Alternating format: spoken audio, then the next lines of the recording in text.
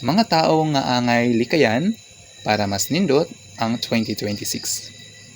Hi guys! Maayong bungkag! Welcome back sa akong vlog. Karon atong hisgutan ang usa ka importante kaayo nga topic. Ang mga klase sa tao nga dapat natong o nimong likayan para mas peaceful, mas malinawon, ug mas malampuson ang atong 2026. Number 1. Likayi ang mga tao nga permi negative. Mao ni sila ang mga tao nga kanang primera reklamo ang ginasulti. Walay makita nga maayo sa kinabuhi ug primera maghatag og bad vibes ni sila. Mao ni silang klase sa tao nga kada adlaw di mahutog problema o kada oras magsige rag hisgot og problema. So kung permi ka kuyog ani nila, ikaw mismo matrap sa negativity o matakda nila. Number 2. Likayi ang mga tao nga manipulative o controlling. Mao ni sila ang mga klase sa tao nga feeling superior kaysa sa uban. Sila ang tao nga gusto permi sila ang masunod o kung dili nimo sila masunod, himuon ka nga sayop. Hinumdumi, dili selfish ang pagpili sa imong kalinaw.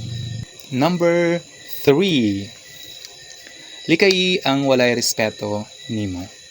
Mao na sila ang mga tao nga usahay self-centered, immature, ug insensitive. Kung dili ka nila trataron og tarong, dili ka nila deserving. Ang tao nga tinuod nga nag-care, dili ka pasakitan permi. Number 4. Likayi ang mga matawag lang kung naay kinahanglan. Common kay ni sila sa ato ang mga circles. Friends kung naa sila kinahanglan, pero pag wala sila kinahanglan sa atoha o kita ang manginahanglan, dili nato sila maduulan. So, dili na friendship, convenience rin na, convenience store. Ito. So, dapat sa panahon nato ron, tinabangay. Dili kay kinahanglan ikaw lang tabangan, panahon nga may nahanglan ka, dili pwede na.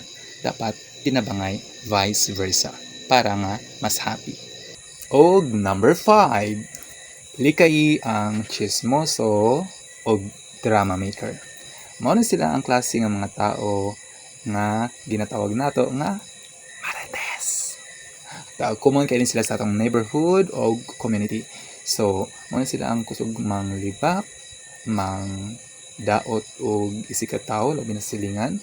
Okay ra man jud mag-spread og chismis no, pero dili ra pud palabian o dili ra pud ng mga negatibo na pud ng mga butang.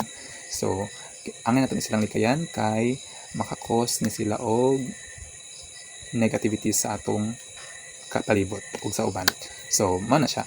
Kay kinira ba sila pag once mabaktuyo sila, kusog ni sila pa-victim og magdrama, lupig pa artista, hard mo acting. So, mas maayo nga kalinaw kaysa intriga ang atong atupagon.